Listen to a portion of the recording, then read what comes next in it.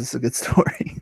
So, a long time ago, back in my Destiny days, one of the first raids I ever did, I was back there in the Destiny Wars. Yeah, yeah, really. Yeah, the war's about to start back up. But anyway, that's what I hear.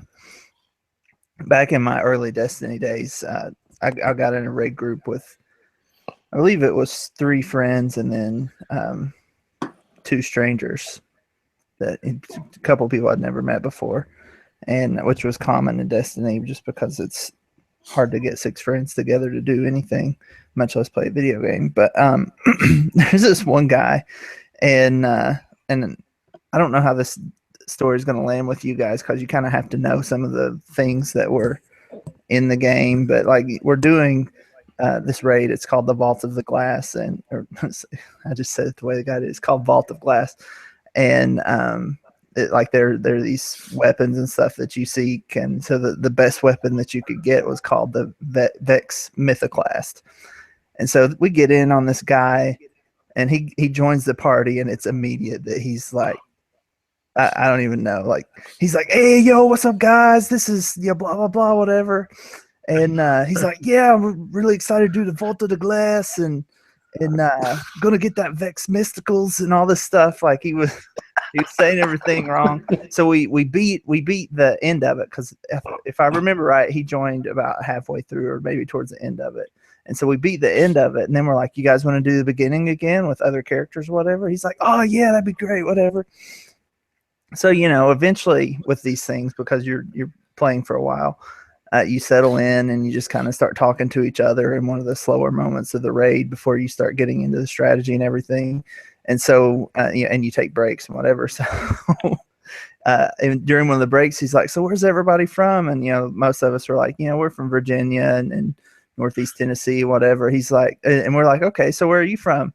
As if we didn't know he was from the Bronx, which I realized that my accent isn't giving that away. But he said, yeah, I'm from the Bronx, Yankee Stadium.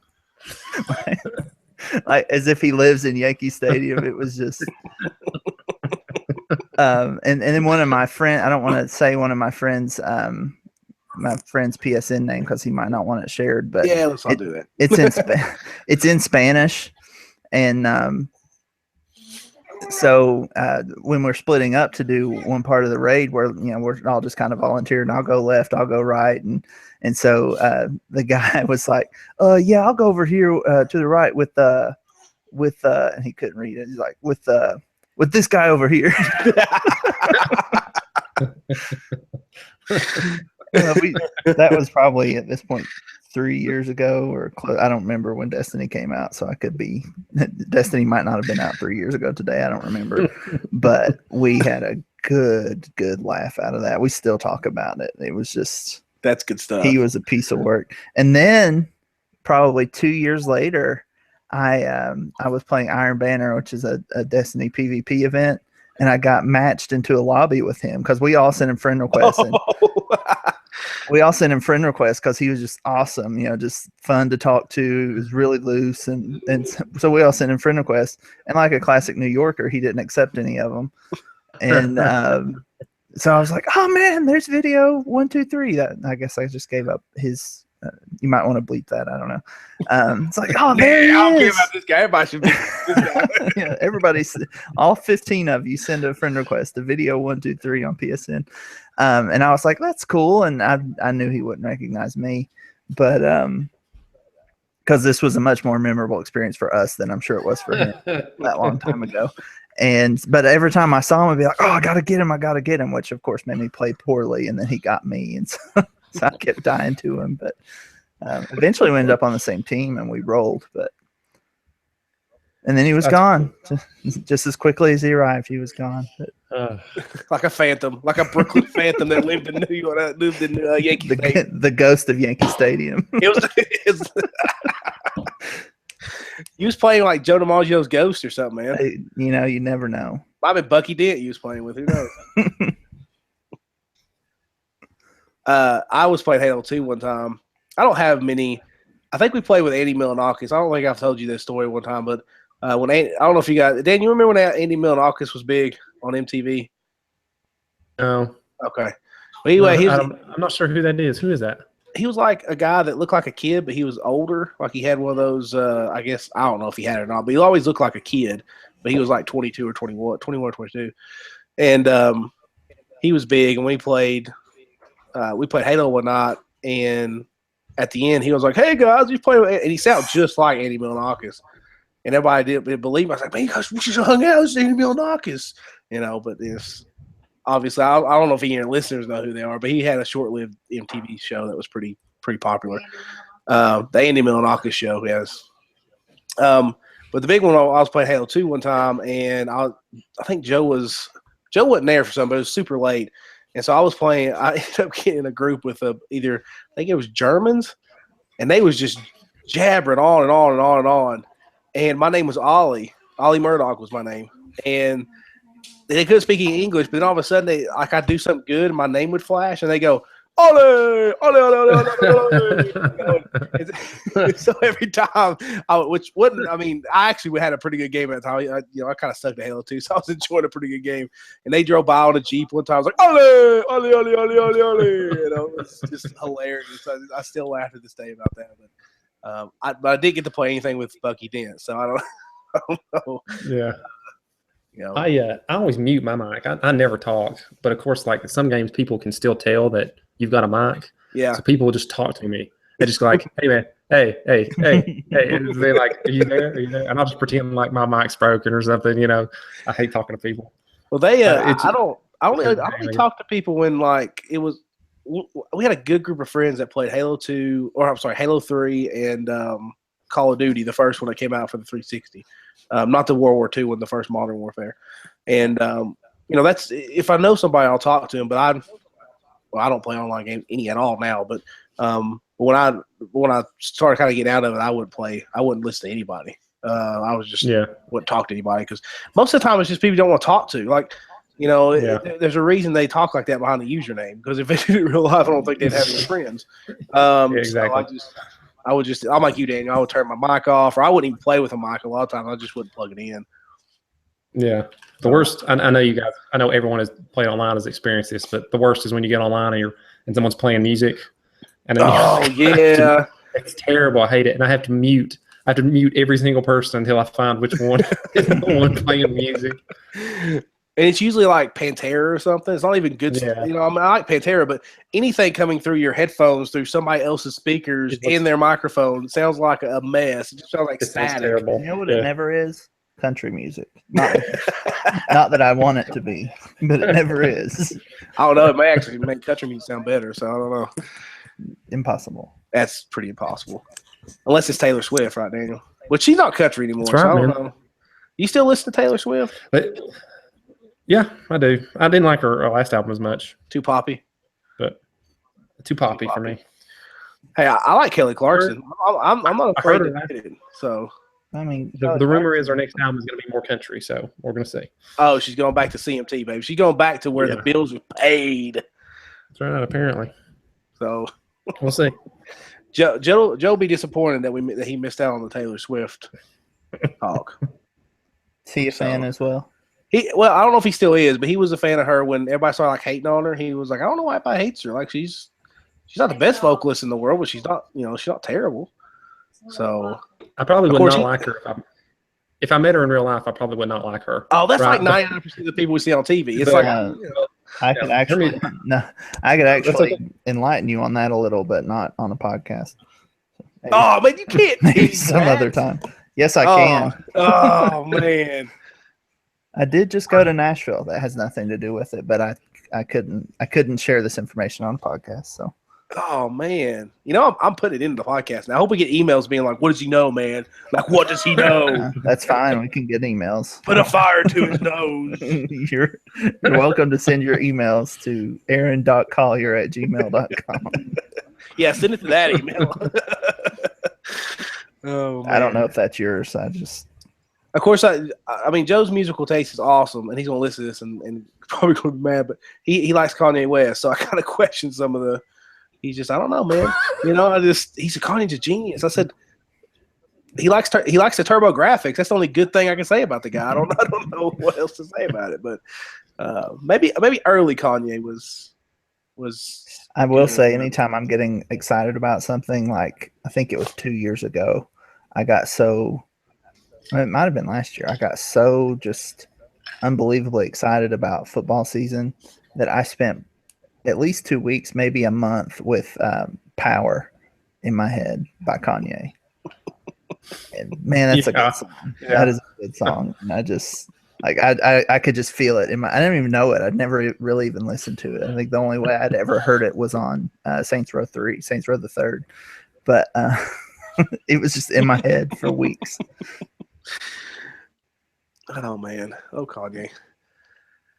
All right, well, welcome to episode number 42 of the Monsters of Geek podcast. As you've already heard, the sultry tones coming through your headphones. We've got Andrew here today. We have Daniel here today. And we have, of course, your editor-in-chief, Aaron, here today. Yeti may be on here a little bit later, so will Jared. We don't know. Well, Jared just saw Guardians of the Galaxy, so hopefully we'll get on and we'll get his opinion on it. So, guys, what's been up, man? As we charge towards episode 50 and all the fireworks and stuff that come with that. Daniel, what have you been up to, man? Guardians of the Galaxy 2. So, you did see it. Okay. I did see it. I saw it last weekend, and it was really good. I enjoyed it, and actually, it was my birthday gift, I guess you'd say, and my mom and dad kept our daughter, and Celinda went with me, and she really enjoyed it, so it was a lot of fun. And I didn't think she'd like it because she hasn't seen a Marvel movie, and it's been several have come out since the last time she saw one, maybe even the original Avengers, but she really liked it. Of course, she loves the music anyway, so she bought the soundtrack like the next night. So, Jesse bought the soundtrack while we were sitting there watching it. Like, yeah, that is next level stuff right there. Like that is popping out in a theater, being like, "I buy this soundtrack." Well, she was listening to it the next day, and then she bought it. So, but it was really good. I enjoyed it. I think the music made a lot of the movie. There were some of the best scenes in the movie were, made in part because the music was so good. Mm-hmm. But especially like that opening sequence was really cool. And I don't know, it was a lot of fun. It was good. It was really good. And I tell you, it was kind of nice to have a movie that kind of set a little bit outside the Infinity Stone stuff. I know we talked a little bit about. We heard a little bit about Thanos, but mostly went its own way. 0 infinity gems, none of that stuff. Just yeah. And another thing was, I was thinking about how, especially how like Civil War and kind of serious with superpowers and who are we killing and and all this, and then it's really nice just to have a really fun movie. It was good. It was really good. I enjoyed it. Do you feel like, and I feel that way about Marvel movies, because Shauna was talking about when we went and saw Batman versus Superman. And I just want to say this. I don't know if you guys saw the news about Zack Snyder. I know we talk really bad about Zack Snyder movies sometimes. But condolences to his family, man. He's been going through some pretty bad stuff. Yeah. So just remember this, guys. You may not like the movie, but that doesn't mean you don't have to like the person. So just remember that next time you criticize that, bad stuff happens to directors. I can criticize without hating the object of my criticism.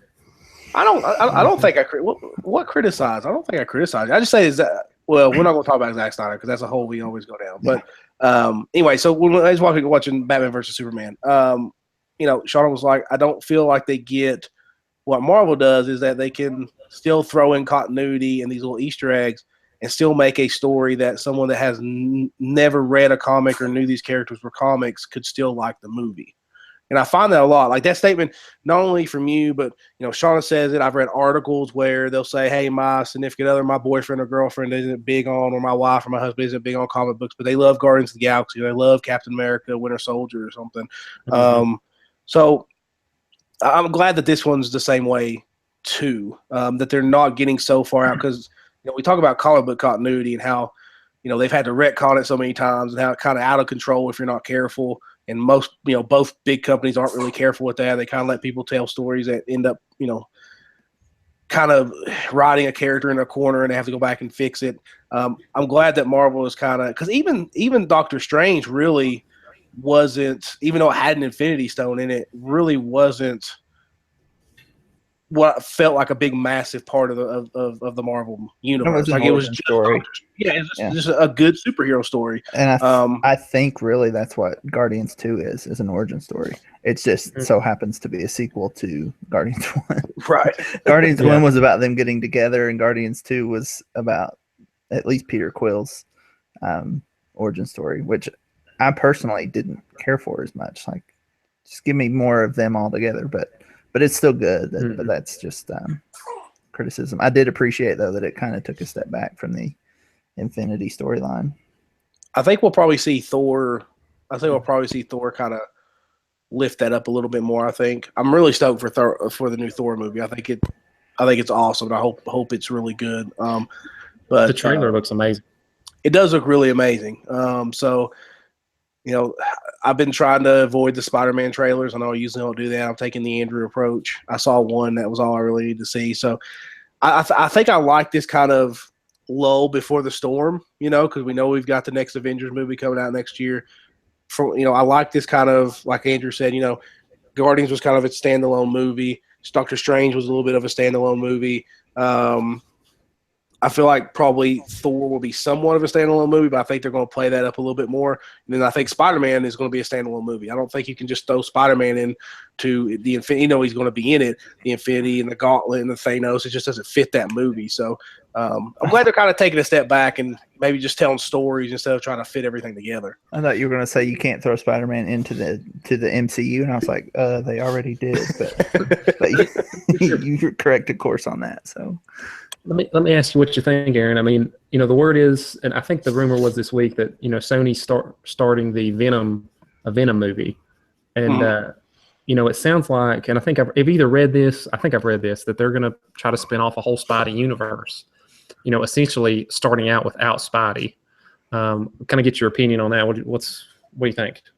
I think it's dumb. I think for the character. So here's the characters they're talking about, right? They're talking about Venom, which Venom is known. He's a known commodity. That's fine. Venom is good. He's bad. He's indifferent. He's just. It's according to what I did like the last character where Flash Thompson got a hold of him and he could use his legs again, and he kind of was like this mercenary instead of just this alien symbiote type thing. I thought that in the battle between Flash and the symbiote, I thought was really cool.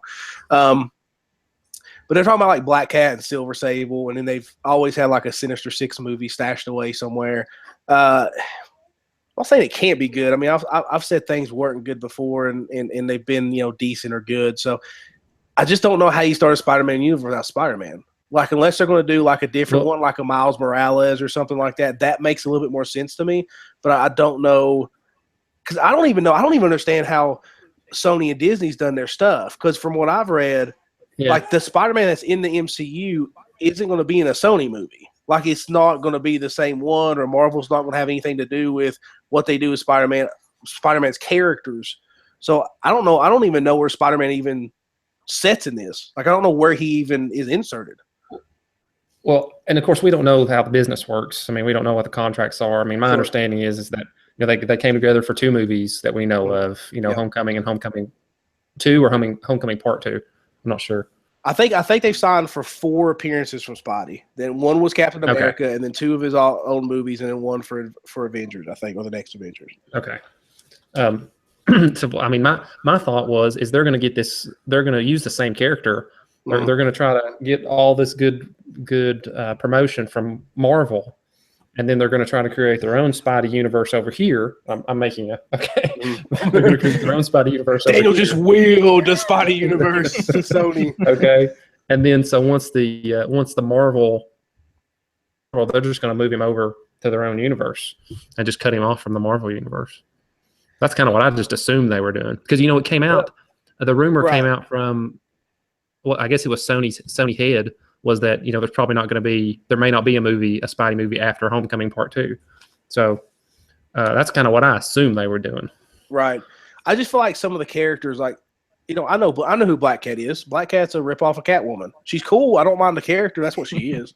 Silver Sable, a mercenary from somewhere in Europe that has a team called the Wild Pack, and I mean, it's just characters. This is where Marvel proper, the MCU, where they can introduce these characters like a Black Widow or a Hawkeye, because they have these other characters to back them up. If they're not going to put Spider-Man in these characters in these movies, I don't want to see a Silver Sable movie. I don't mind Silver Sable being in a Spider-Man movie, but I'm not going to pay $10 to go see Silver Sable. Like, I've got a really good collection that has Silver Sable, probably her best story ever that you can tell with that character, sitting on my shelf. I just don't know how they're going to do.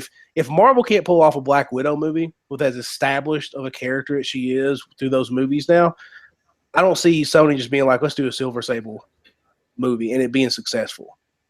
Like, this is where you start getting into the point where if you're not careful, you're going to run superhero movies into the ground, because now you're kind of like when Elektra came out. Remember when Elektra came out and everybody was like, oh, she was cool in Daredevil, but does Elektra really need her own movie? Does Black Cat and Silver Sable really need their own movie? So they're just not established enough. I can even understand DC wanting to do Poison Ivy and a Harley movie, because those two have been established as this duo, and it's fine because of the Batman animated series. But I don't understand. Maybe that's Sony's plan. Let's just saturate the market so that these superhero movies die out, and then we can get back to making, I don't know, whatever kind of movie they used to make that was successful. The fact that you can't name one before the superhero boom hits, I mean, I think that's probably not a good business idea on Sony's end. So, no, I don't know. It was. I'm just saying.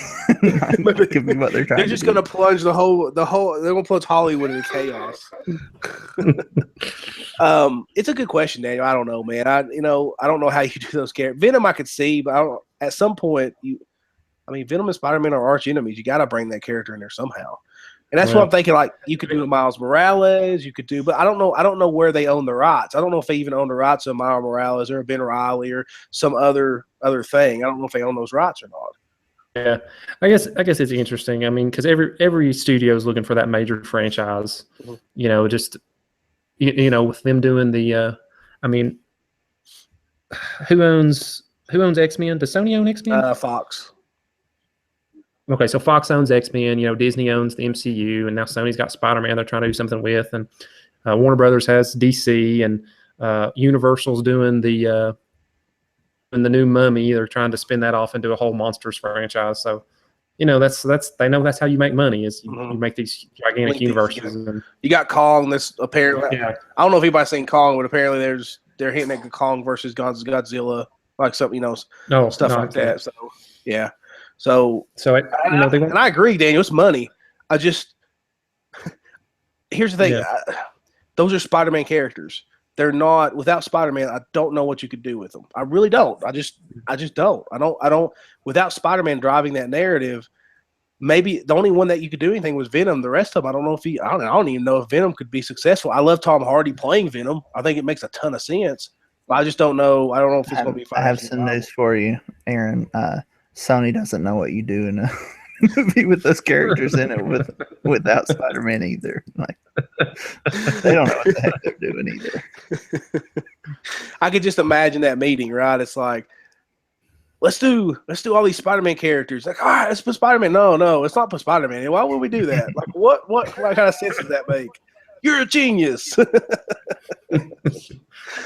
Oh. But it'll be interesting for you. Rated R. Like, you can't do a PG-13 Venom movie. Like, he eats brains.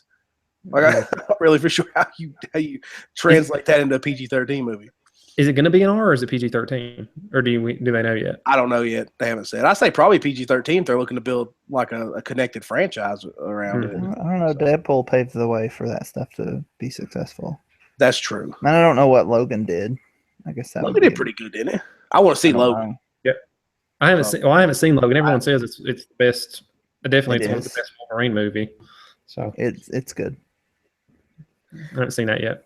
The Wolverine franchise is so weird. Like, I think in 20 years, people will just forget the first two and just go right straight to Logan. The second one's all right. It's not bad, but Logan, I think, will be that one movie. Like, everybody just forget about everything else, and they should.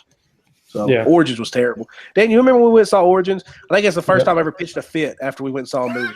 You did. Like, I was irate. Like I was like, you are kidding me. It's terrible. I remember you being in the theater. Adamantium bullet? Really? When you did that when Deadpool showed up at the end. You were like, what is this? And then when I remember specifically when that adamantium bullet came out, and you were like, and then it was great. And then I remember McGill be like, it wasn't bad. I said, McGill, the character's nickname is Merc with a mouth, and they sewed up his mouth. Like I don't know how much you can get away from that character by just sewing up his mouth. I'm not even complaining about the laser shooting out of his eyes first. It's the fact they sewed up his mouth. It was crazy. That's my bottom movie. Like how I rate superhero movies, it's got to be really bad. It's got to be like Origins bad. Like it's just, it's not good. Not good at all. Andrew, what you been up to, man? Well, this was unforeseen, but I started enjoying Overwatch yesterday. What? Like, out of nowhere. Just kind of like, I was playing with some friends. It was like, oh, this is fun. And I'd played it before, but it didn't really hook me. And it might still not have hooked me, but it was like, oh, I'm having fun. Rather than I'm just trying to learn everything. I don't know. It was weird because I still don't know anything and I'm still bad at it, but I still had fun. So that was cool. People talk about that game and it just baffles my mind. Like I'm just like, I don't like. It just makes my head hurt just listening to people talk about it. It's deep. Let's put it that way. It's deep. Are you talking about philosophical? No, although the lore is very deep in that game, but I haven't bothered getting into it. But no, I like just the depth of the gameplay and the counters and the how to counter each character and do this and that, and there's a lot to it. A lot of cool strategy. Not that I expect to get into it on that level, but I was having fun, which is something I hadn't had with that game in a while. So that was cool.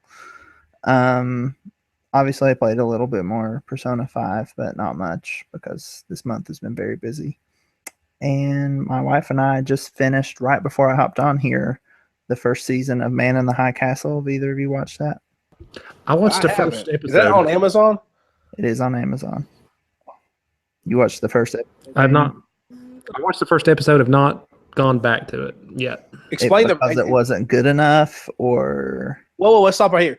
Andrew, explain the premise. I don't know the premise, and my listeners not know, but just explain like a rough premise of it. So, Man in the High Castle is basically an alternate history where the Axis powers win World War II. It's essentially what is going on, and so America has been split into the American Reich, which is the German side. There's a neutral zone, and then there are the Pacific states, which is the Japanese-run side. And the Man in the High Castle is this person who makes these films that show alternate histories. Like the first one they find, Daniel, I guess you saw this part. The first one they find is the alternate history where the Allied powers win the war, and so you see, the classic raising of the flag on Iwo Jima. You see the vets coming home, the D-Day victory, all that kind of stuff, and it's just kind of like this eye-opening moment for a couple of the characters. And so it's all about. And there's a lot of kind of espionage, but it's not like high-level espionage because the German guy is kind of a noob, and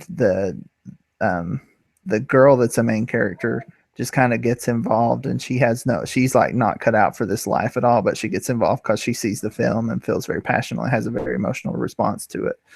And so it's just about the back and forth, and all these different things happen.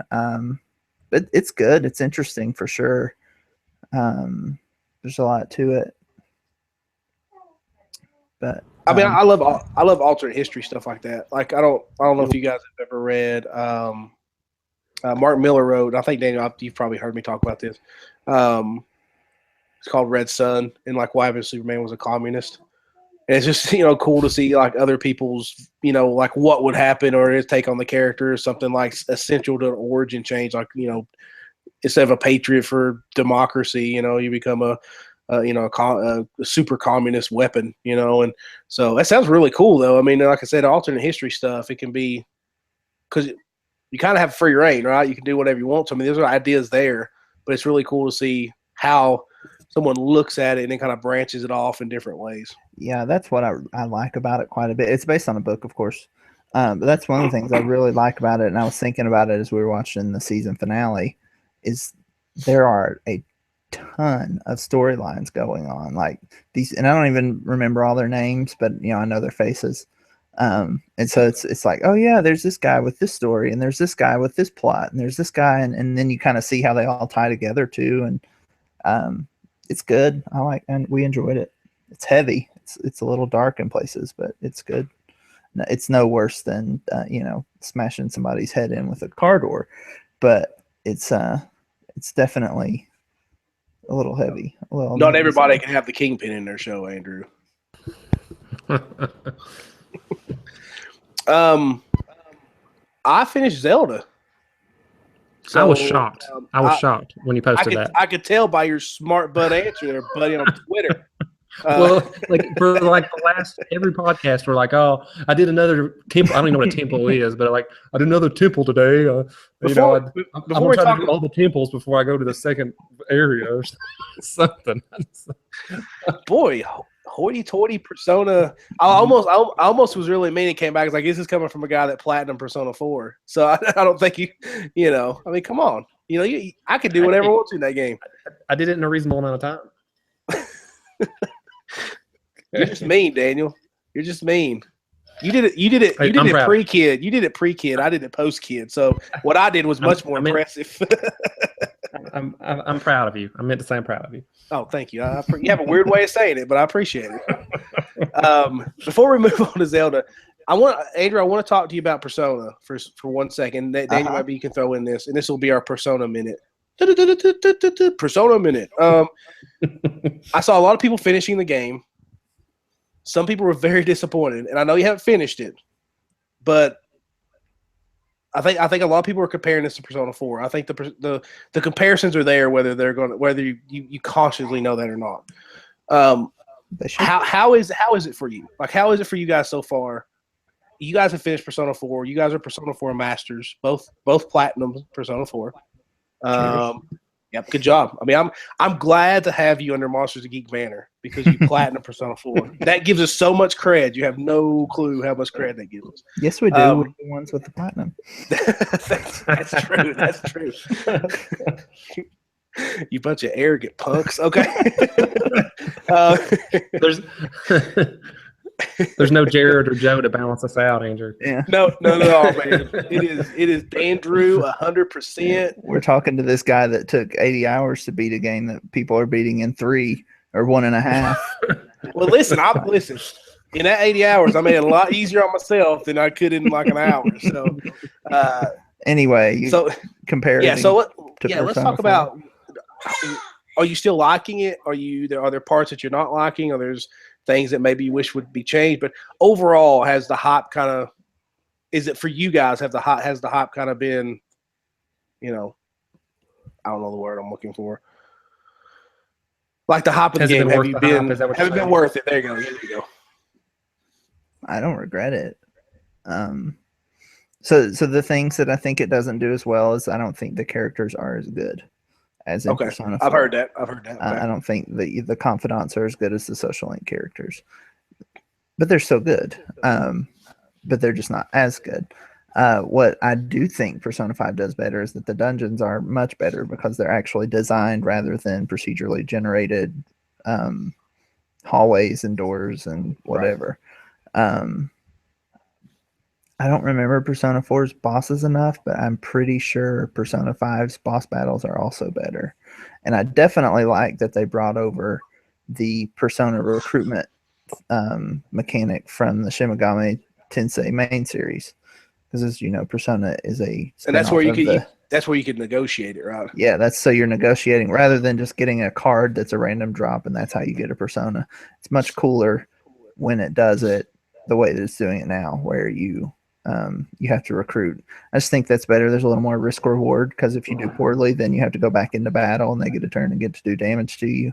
So there's a little more at stake, which is good because the combat can run maybe a little stale unless you're playing on a harder difficulty, but I don't have to play on a harder difficulty to get the platinum, so why would I? Boy, you guys are just those are the things that I would give Persona 5 in wrestling. You could be a real tag team. They throw stuff at you guys. I'll just boo you. They would throw crap at you. So those are a couple of things I would give Persona 5 over Persona 4, but I don't think it's paced as well. And I think the social side is not as good and the battle side is better, is my personal opinion. What about you, Daniel? I mean, it's been good. I've enjoyed it so far. I'm almost 60 hours in. So I think I'm just over halfway in. Halfway through, so I'm not ready to talk about the ending and how the ending affected me, but I'm enjoying it. I will say that it took me about 20 to 30 hours before I realized that I was actually enjoying the game. Got you.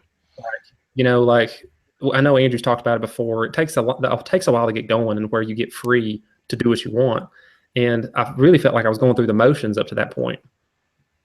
And when I finally got to that point, I was like, oh man, I'm really enjoying this game. This is really good. But normally, like when you hit hour 30, you need to be in the game, beating the game, usually.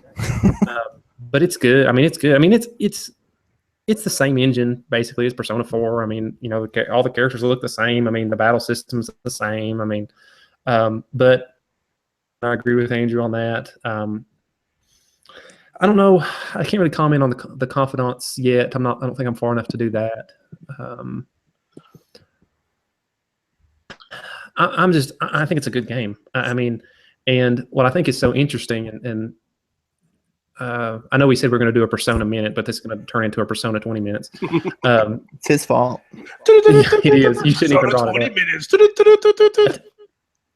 I tell you what's interesting is that this Persona is very linear.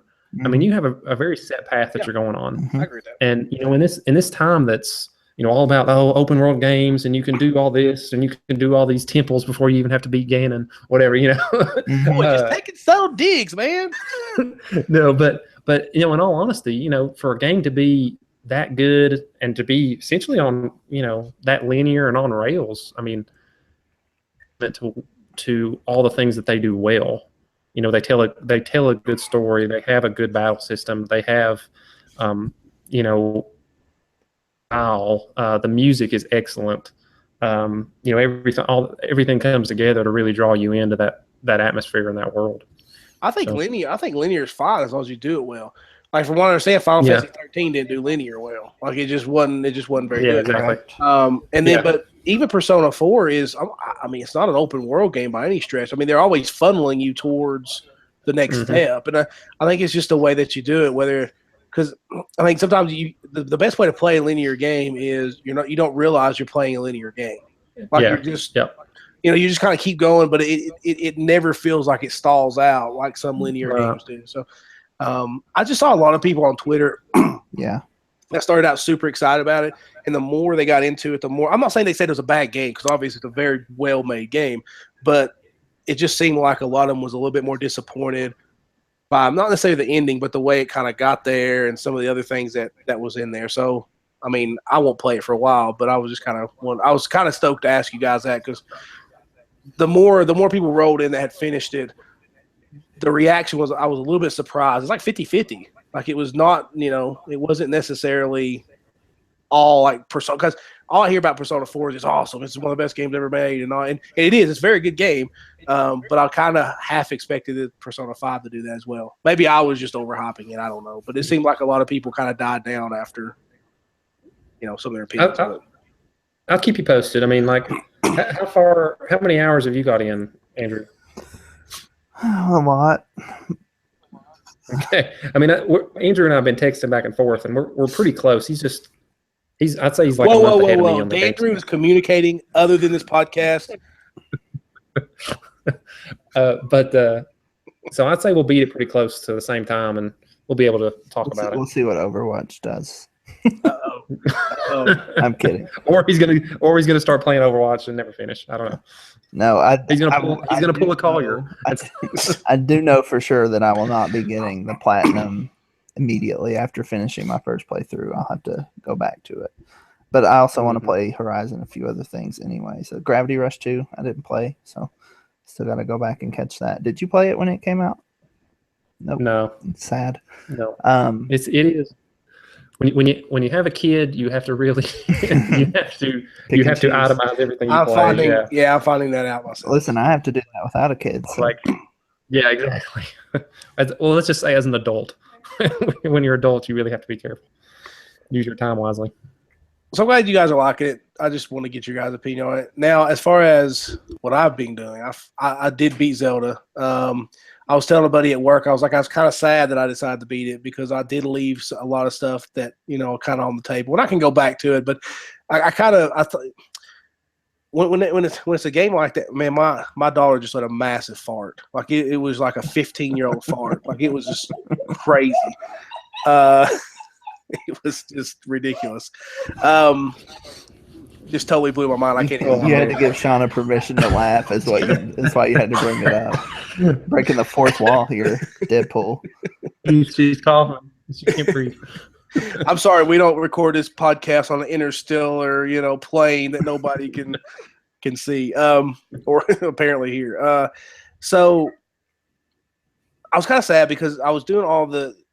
At one point, when I decided to beat it, I was like, at some point I'll come back, but it just doesn't give a lot of, I guess, impact if I go back and do it now. Like I was doing it to build up towards the final battle again, and that's why I was trying to do some other things here or there. So I sat down and I went and did the last one, the bird beast. I can't remember his name. So I finished that one. I thought, well, maybe I'll do some side quests. I started a side quest, and then all of a sudden I was just like, you know what? I think I'm just going to beat it. Like I decided I just want to beat it. And I had not even went to the castle yet. Like I never went into that area. I told myself when I started the game, I only go to the castle when I'm ready to beat Ganon. I saved it for the last. That's what I wanted. I wanted to treat it like an old school last stage, non-open world type of thing. And so that's what I decided to do. And the game itself, as soon as you walk up to the castle, they start playing this like epic, like hero music. Like they know this is, you're here to do business. Like this is it. Like this is, you're going to save Zelda. And it was, I kind of accidentally got to Ganon. I was going to stop about halfway up the castle, but I ended up getting turned around and climbing a wall, and I was there. And I was like, oh, I'm ready to go. So I got the shield. I actually looked up how to get the shield because I felt like I can't beat Ganon without the shield. That would be stupid.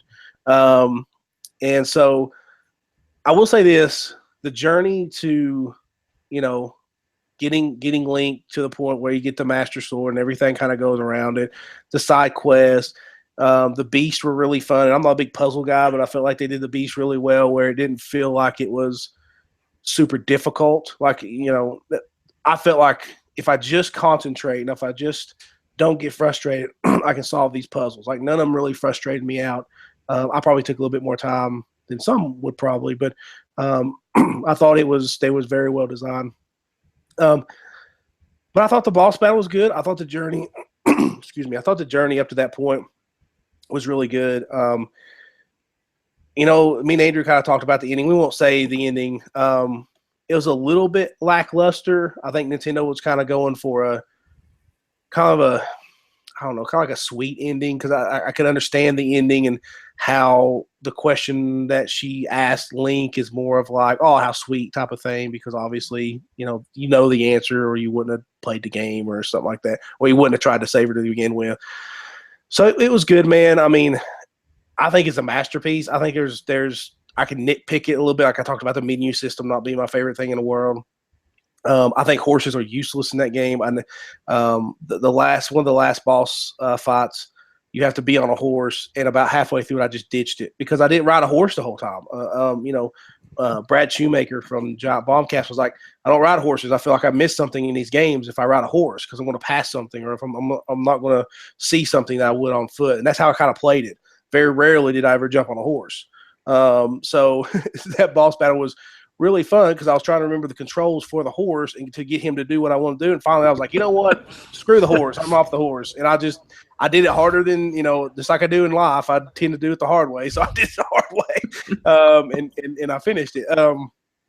But it's good, man. I mean, everything has been said about the game is true. I think Nintendo has, it's took so long for Nintendo to kind of do an open world type of game that was truly an open world Zelda game. And they hit it on the head, man. When Nintendo decides to do something, everybody else is doing. When Nintendo refuses to do something, everybody else is doing. And then they finally give in. They usually make it right, and they usually make something that people are going to copy. Yep. So that's a joke from my side. Yeah. I like Splatoon, man. Did you try the ARMS test punch this weekend? I have no desire to play ARMS. I just don't have. I don't either, so I didn't. But I didn't. Yeah. Anyway, let me ask you a question, Andrew, or not Andrew, Aaron. And I'm still curious about the Switch, but did you find yourself playing handheld more or on the TV more? On the TV more. I played. I would probably say I played 6 hours on handheld. I mean, altogether. But a lot of people talked about it looking better on the handheld. It looked really good on the handheld, and kind of complained how it looked on TV. It was still really nice looking on my TV. I don't see. So the problem was the frame rate drops when you were in grassy areas. There was some frame rate issues. They did fix that. There were some frame rate issues that I found that if I went after an enemy too quickly, that sometimes it would not freeze up, but it would the frame rate would drop a little bit. There was a couple battles with some of the bigger goblins that if I guess if you hit them a certain way too quickly, it would cause some frame rate slow down. But to be quite honest, even the grass stuff, I didn't really experience. I didn't really experience it. I saw the grass one a lot, but I didn't have any issue outside of the grass. So that's interesting. But. Yeah. So, but I say you'll probably see a lot of copycats that will actually let you kind of do things. And anytime, I think a lot of times, even though I don't like GTA, I can respect it as a great game because GTA created this open world thing, and people kind of improved upon it, and GTA improved upon it, and now Nintendo's taking that concept like, we're going to improve upon it and do the Nintendo thing, and now I think this is just speculation. I think obviously Red Dead Redemption was going to be delayed anyway, but I'm curious to see if they look at what Zelda did, like maybe we can play around with that in Red Dead 2. So that's just my personal opinion. I think it's one of the reasons it was delayed. But Zelda is going to have this ripple effect where people are going to be able to climb anything, are going to be able to go anywhere they want, and not just kind of hop up a mountain or something like that, that they're physically going to take their character and be able to do it. But it's an amazing journey. I definitely – some people say, is it worth, $300? Is it a $300 game basically? Because that's what you buy, or a $360 game because you have to buy a Switch to get it. For me, it was. I put in 95 hours into that thing. And okay, so that's a kind of a dumb argument anyway, because you're going to get Mario. And so, right. Well, let me rephrase that. No, people say that, but yeah, they do. Yeah, other games. So right, but so it's not a $360 game because you're going to get other games. Like sure. To me, you're going to get other good video games from Nintendo. Now, will it be enough to justify the system in addition to Zelda? That's still something you have to weigh out. But it's never. You knew that the Switch was going to get more than just this one good game.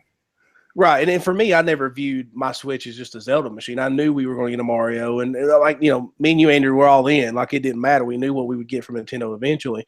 But for the person that's trying to weigh the games that are out now, I do think that Zelda is a master work of a piece of software that sells a piece of hardware. Mm-hmm. I just do. I think it was a perfect launch game for that system, and I think that the game itself lived up to the hype. It's just a really, really good video game. It's a really good even the story. Some people kind of talk about the story. I like the story. I like the story of, coming back from 100 years and getting all your ghost friends to beat get the beast going or whatever and be able to beat one big baddie. It was so simplistic but great because that's what we all grew up on, was a hero going to beat a villain, save a princess or save a city or save a town or whatever. And but they did it in such a beautiful way that I think for me, being someone that, and we all appreciate video games, that story just is always resonating. I thought they did a really, really good job with just a simplistic story, and then the world that they build around it. So it's good. I mean, the world itself tells a story by itself. Just every place you get to go. So, and there's a lot of shrines I left on the board that at one point I would love to go back and kind of finish up. But definitely worth it if you're on the board. If you want to switch and you want to, you've got 2 thumbs up. If you just want to play Zelda. So the 2 things I want to throw in there. Number 1, they whiffed on the ending. I'm sorry, but they did. The final boss fight was not that great, especially out in the field. The part in the castle was good, but the part out in the field was not, in my opinion. And then the other thing is, you mentioned that it's the perfect game for the Switch, and I just wanted to point out why that is. And because most of the time Zelda would not be a game. Especially a Zelda game, a main console Zelda game would not be a one that you would necessarily want to take portable, because you need an hour or 2 hours to make really most of the time any progress, because you got to go back and forth or go through a dungeon or whatever. And so a lot of times there's that you need a longer play time, and a portable needs 15 minutes here, 30 minutes there.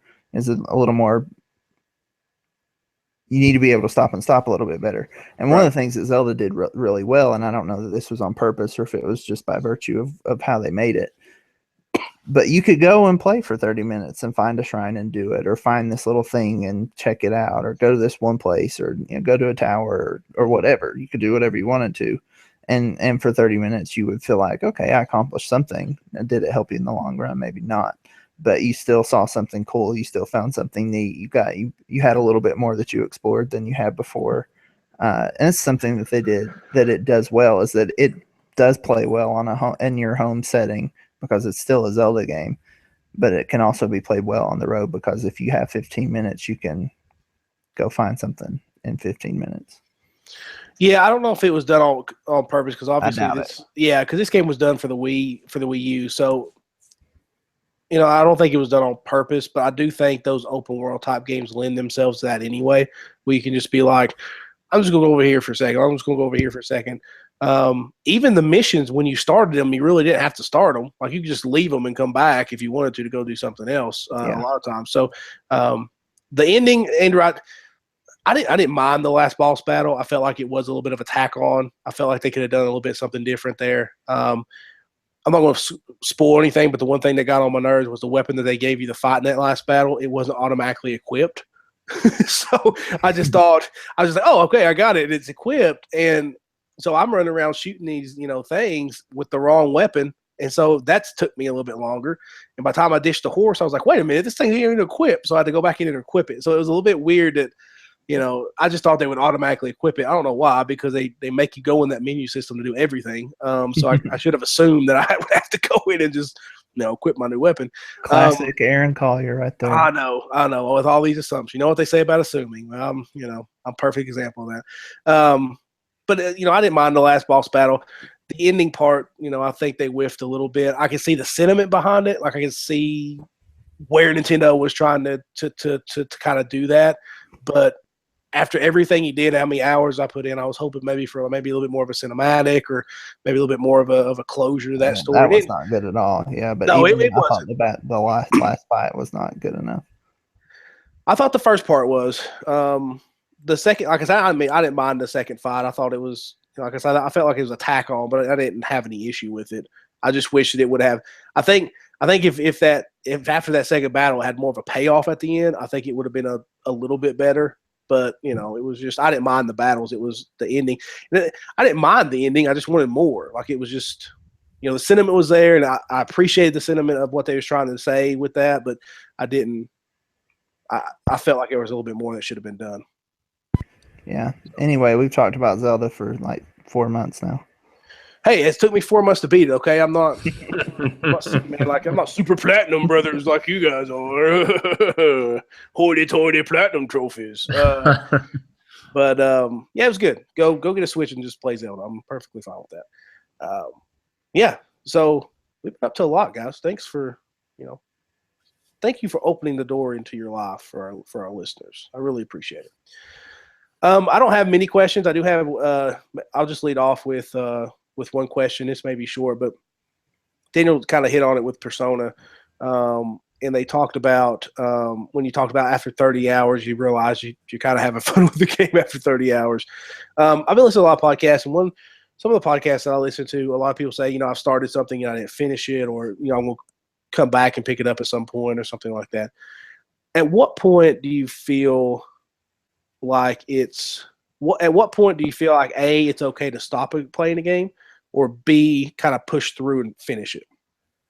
Like at what point do you feel like, oh man, I might as well finish it, or at what point it's like, I'm just kind of done with this game? Like, is there a certain point for you guys, or do you just, is it based on game? Like you get to a point in a game, I can tell you my story here in a minute about one game, and you just stop it for some reason, or is there some kind of gameplay thing that you don't like and you stop? Like at what point do you either continue to push on? Obviously, if you like the game, you're gonna give it. Maybe it's like a borderline game. It's like a mediocre game, or maybe you're kind of getting it, but not really sure you want to put more hours into it.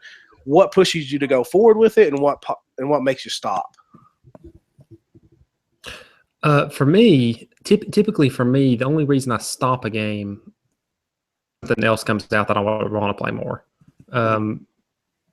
That's me. Like I'll start a game and I'll play it for a little while, and then something else comes out that I'm like, I've got to play this. I've been waiting on this. This is what I'm going to play. Have you never got into a game though, and just thought like you just got to? It's like, you know what? I'm just tired of this crap. Like I just, and it could very well be a good game, but it does something you don't like or something that just totally turns you off. I don't think I've ever had a game that I quit for that reason. Okay.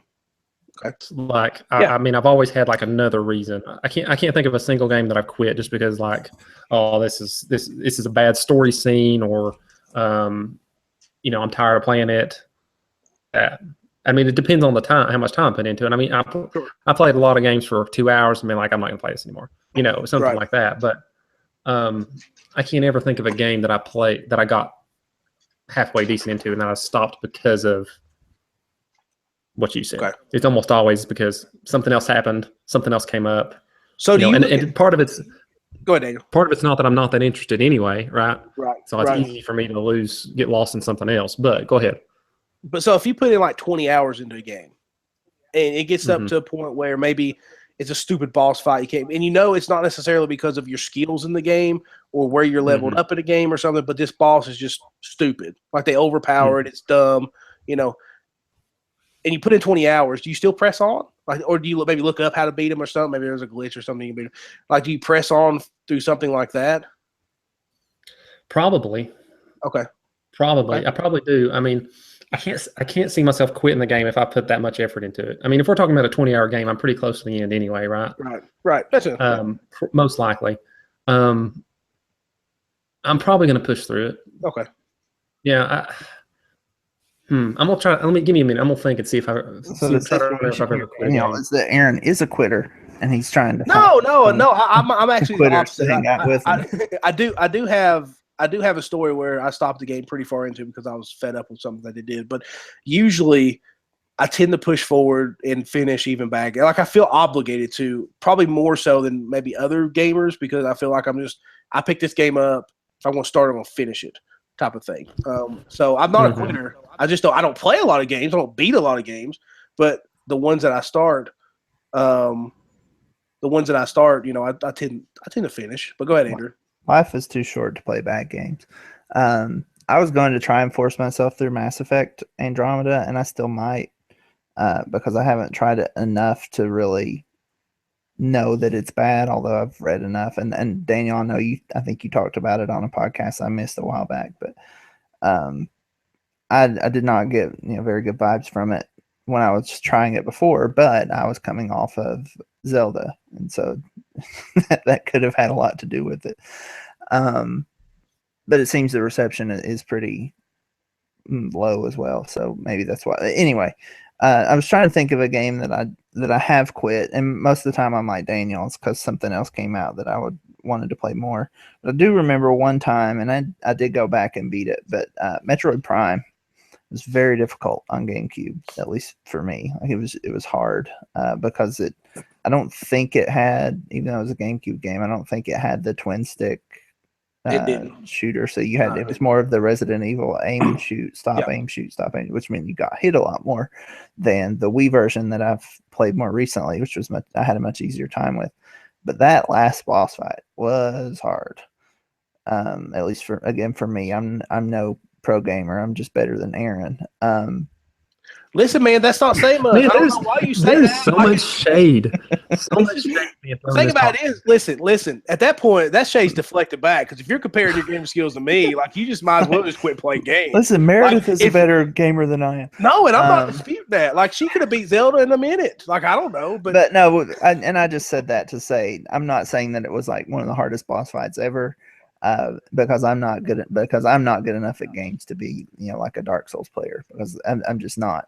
But it was a struggle for me, and I did quit a few times in Metroid Prime because I would run into a boss and be like, nope, and I would just I'm done for a while, and then I'd play a while, and then I'd back away for a while.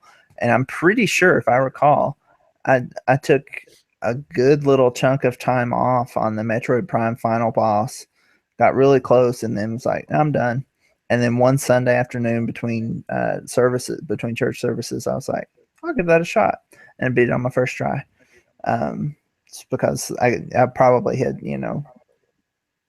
I needed a fresh mind and could remember, but it was soon enough after that I could remember the strategy, but it was far enough away that I had a fresh mind and wasn't as frustrated with it. So, I think it's different because I think taking a break from a game and quitting a game is two different things. Like I've done that with games before. I'm just like, I even did with Zelda. Like there was a time when I didn't play Zelda for a week because I just had to back away. Like I was trying to figure out something out or something like that, and just back away and then come back and then beat it and be perfectly fine. Mm-hmm. I think that's different. I think every gamer probably does that as far as starting something or a boss fight like Andrew gets stuck on it. I did that. Give it a couple days and then come back. With The Witness last year as well. Mm-hmm. The very last thing for the platinum, but it also just kind of the very last deepest hidden one, maybe not deepest hidden secret, but one of the coolest secrets was this thing called the challenge. Mm-hmm. And it's like you have 7 minutes to do, I don't remember how many puzzles, but a lot. And I found a way that you could kind of cheese it. You still had to solve the puzzles, but you could give yourself more time to do so. And so when I got the platinum, that's how I did it. Is you could basically take a picture or a video of the puzzle itself, and then put your PlayStation in standby mode. If you pause the game, it would reset the challenge. But if you put it in standby mode, then you could take advantage of the sleep mode, basically, of the PlayStation. And it would freeze it without resetting your challenge. And so I did that and like wrote out the puzzle and worked, finally figured out the solution, went back in the game, got the platinum. And then maybe 3 weeks later, I sat down. I was like, I'm gonna try that challenge again because it's really fun. Like even today, I wouldn't mind going back and trying again, even though at this point I've lost that the mental way that how to logically work through the puzzles. But anyway, and I went back, I sat down and was like, bang, done. Did it. First try, got the challenge, had it hadn't even started in the Hall of the Mountain King, which is the song at the end of the challenge, which is really stressful. I did not realize how stressful that song can be. You just have to look it up to know what song it is. It's a orchestra something or another. But anyway, it's just another example of like you take a break and then you come back and it's like, oh yeah, that's cool. Yeah, I'm perfectly fine with that. Like, yeah, go ahead, Daniel. I was going through my trophy list and trying to look back at games that I played, and I thought of two that would explain my situation. All right, so a game that I did quit, and I guess I beat it. It was Final Fantasy 13, and I beat the game. But my plan was every game I play, I at least look at trying to platinum it. And I was going to platinum out because it was the first Final Fantasy game with a platinum trophy. I was like, oh, yeah, I'm going to go for the platinum in this. This was really bad. The way the game was set up, the game was not set up to be a trophy game at all. And I beat the game, and I started looking through the trophies, and you have to level up every single character. And I just said, no, I'm done. I just said I quit. Okay. I'm not going any farther. So I guess I don't know if that's perfect. Because I did beat the game. That shows how good a gamer you are versus me, because like that's not quitting to me. Like you beat the game. Yeah. So maybe not. You're way up here, Daniel. You and Andrew is like man, you know, I kind of quit. I don't want to platinum. I'm like, I quit because I just can't beat this thing. Like, I do have that, Yeah. though. I do have a story like that as well, though. But I'm more often, and I'll tell you all this story. There was a game that I played. It was called Alone in the Dark for PlayStation 3. And it was basically a PS2 game on PS3. I mean, it was terrible.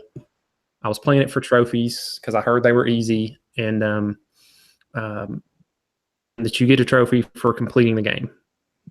And it didn't unlock for me when I beat the game. So I started going back, and there was some kind of glitch where like certain episodes wouldn't read as you completed it.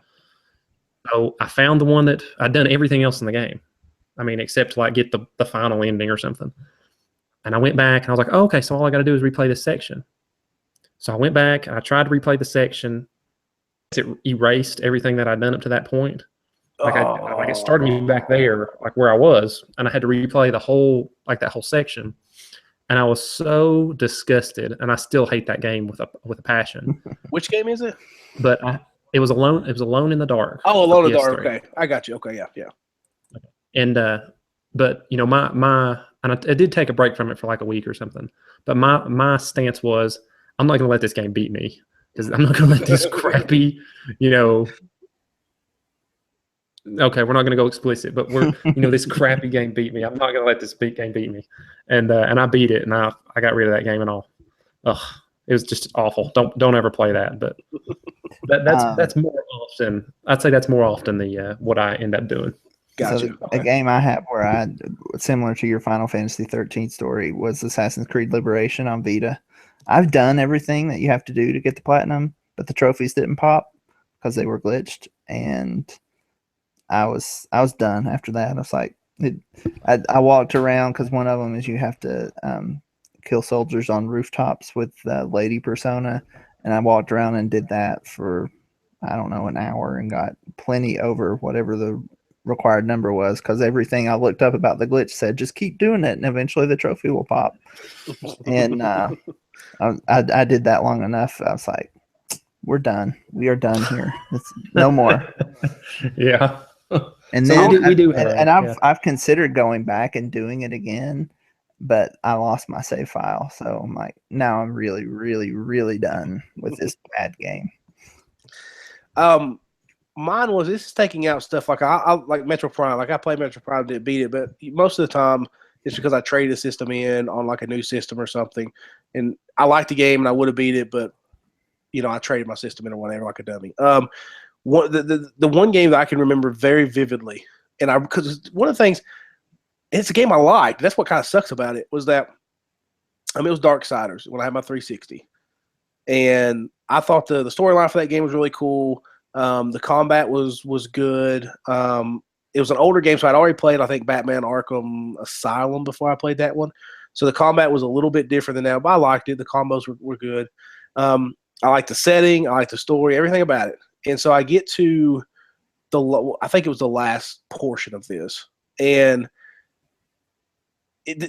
I think Jeff Gershman said it correctly. It's like a really good Zelda game. Like, it's what Darksiders was basically a Zelda game.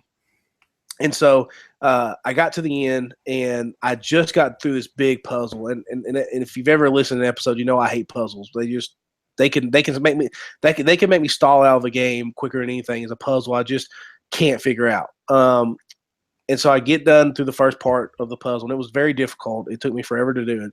And I thought, all right, man, I got some combat coming up. I hope maybe the boss is here or something like that I can get it done. And it's another puzzle. Okay, can I stop you for just a second? Yeah. What are we talking about? Talk about Darksiders. Okay. Literally, the last thing I heard was like, the game I remember very vividly, and then everything froze for me, and it was the worst cliffhanger ever. Okay, Darksiders, go. Talk about Darksiders. So, Danny, just catch you up. I got to the last part. I really liked the game. Combat, I really liked. Everything I really liked. That's what makes it so sad, because I thought the game was really good, really well done. I love the art style. Joe Madureira is one of my favorite comic artists, and he did like the character stuff. So it was a really cool looking game for me. Got to the end, and get to the last castle, or what presumably is the last part of this game. Do this. I've done this puzzle. It was really difficult. It took me forever to do. I'm not good at puzzles, so I was like, oh, finally got through that. A lot of backtracking, trying to figure stuff out. And I thought, man, we're gonna get some combat now. Like we're ready to go. We're gonna get to kill some fallen angels or something or whatever it may be, and some demons or whatever. And it's another puzzle. And it is an extremely hard, like a multi-part puzzle. Like it's not even you do this and you're gone. It's like you do this, and then once you finish this, you got to do this, and then once you finish this, you got to do this. And I just turned it off. Like I was done. Like I did save the game because I thought maybe I would come back to it. But the more I thought about it, the more I was like, I'm just not. I don't want to do that anymore. Like the pacing of this game has been good up to this point, where at least if I do a puzzle, I get some really cool combat, or I get a good boss fight, or something that's really cool in this game. This has stopped it. I don't want to do another puzzle. Like I want to finish this. I want to get to the action. I'm done. That puzzle was really hard. Like it was really, at least for me, it was really difficult and really long.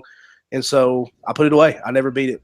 And it sucks because I really liked the game. It wasn't a bad game, but it's just at that part I was like, you just made a mistake. Like this is a game designing flaw for me because it just totally stopped me in my tracks, and I was done. And that takes so much. I don't know if I don't know if courage is the right word, but it takes a lot of I think it takes a lot of character to just be like, I'm done with this game. Yeah, I just any more time on it. I just didn't enjoy it anymore. Because some people couldn't do that. Some people couldn't stop when they reached that point. They feel like they had to torture themselves or whatever. But I really respect that you're just able to say, I'm done. Yeah, and I didn't want to. That's what sucked about it. It was just like it was a good game. I go back and play Darksiders, and I say it still pretty much holds up pretty well today. But I just couldn't do it anymore. And it just sucked because if it would have been just one more puzzle, I think I even did the first part of it, I think maybe. And I looked at the second part and it was even harder. And I thought, I just can't. Like I put I think at that point, 12 hours into that game. Like it was a pretty good chunk of time because those games aren't very long. Like you're looking at maybe 10 hours or something like that. With me playing, it's an extra 2 or 3 hours on top of that. So you're looking at about 12 hours. And I just quit. I just didn't. I think I ended up playing Dead Space 2 or Dead Space, which was, I said, I'll just play Dead Space. No, Dead Space 2 I started, and that was one of my top 10 favorite games of all time.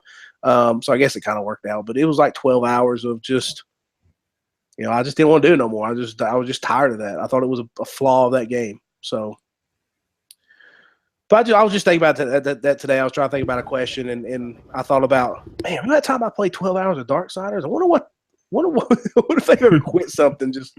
And so that was, I don't even know what. I think it was a new Darksiders game that they announced, and that made me go into flashbacks. And I was like, oh crap, I remember when I did that. So, but yeah, that was my question. So I figured we'd get a pretty good discussion out of that one. I don't know how long we've been doing this, but Daniel, do you get Game Informer? No, I haven't renewed my subscription in a while. Okay. So we may save that for next week. Yeah, Joe wanted to talk about it. Yeah, Joe wanted to talk about it, and I'll send you and Jared the list. But first of all, I mean, this cover is so cool. Like I've actually kind of wanted to see if I could hunt down the artist and see if he could just sign it for me and I could frame it because it's such a cool cover. But probably one of the better Game Informer covers I've ever seen. But they released the top 100 RPGs of all time. Mm-hmm. This includes from all eras, from PC, early PC, all the way up to modern gaming. It's an interesting list. I think we should probably discuss it. I know that me personally, I haven't played a lot of these games, and I'm not gonna play a lot of them in a week. But there's a lot of discussion to be had on maybe where the RPG kind of came from, and where we're at today, and how amazing that that genre has just kind of come. For example, Daniel, they have Persona 5 ahead of Persona 4. Yeah, even I was like, that's a no-no. Well, it's not necessarily no-no. It's just wrong. well, here's the thing. I'm a big fan of Final Fantasy VII, and I thought Final Fantasy VII was too high. I was very surprised it was as high as it was on this list. I thought it would be middle of the pack because of just it's an overrated game to a certain extent. I love it, and Andrew's right. Nostalgia drives that game for me in a lot of instances, but it was a little high. I don't think I've never thought it's overrated. I do think that it's over. Oh my! Over hot, maybe. Makes it overrated for its time. I mean, for its time, it was one of the best. It was one of the most influential games ever. But the fact that it doesn't hold up now, I think is not. I should not. It is the problem, right? I think it holds up. It's not the fact that it wasn't Yes, influential. that is the problem. Yeah. I think it holds up for me. I mean, That's why I give agree. it grief is that it hasn't held up. That's why I and I'm fine with that, but I don't agree with people that say, "Oh, it sucks," because if you played it in 1997, if you played it, no, it didn't suck. It was amazing. Yeah. I might have said that before, but it's mostly just to give Aaron a hard time. Yeah. I'm sure at the time it was great, but I give it grief. Like Daniel, for us when we played it when it first came out, Jared did too, and Joe played. It was a little bit after it came out, but it was still within that PlayStation 1 range. I think it's for us that we can put up with the visuals. Like we can go back and be like, it's because gameplay mechanic wise, it's not a bad RPG. Like it's not broken by any stretch of the imagination. It's just that it does not. The polygonals look terrible, just like every other PS1 game on there.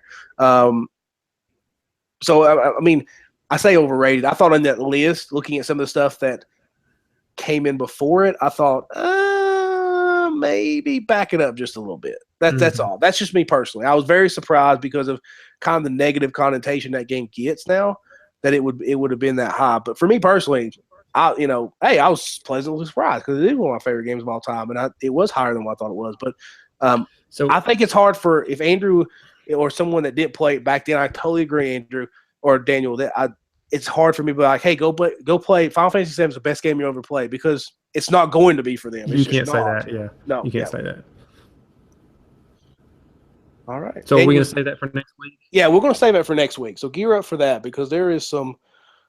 I mean, some of these old PC games, I'm like, oh man, like I don't even know if you could even get halfway through them without gouging your eyeballs out. Mm-hmm. And number one is I do want to say that Super Mario 64 is one of my favorite games ever. So it's not just the visuals that are a problem for me, because like Mario 64 is ugly now, but I still enjoy that. Yeah,